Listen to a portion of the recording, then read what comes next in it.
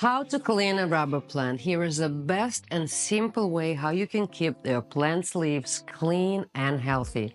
You can use soft cloth, microfiber gloves, or paper towel. With microfiber gloves, you would want to mist it slightly with water, then gently grab the leaf and swipe the top of the leaf and the bottom. With the soft cloth, it's the same way. You want to mist it slightly, gently take the leaf and swipe the top and the bottom of the leaf. You see, that's working.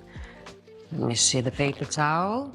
The same process. You take a piece of paper towel, you mist it, you gently take the leaf and you swipe the top and the bottom.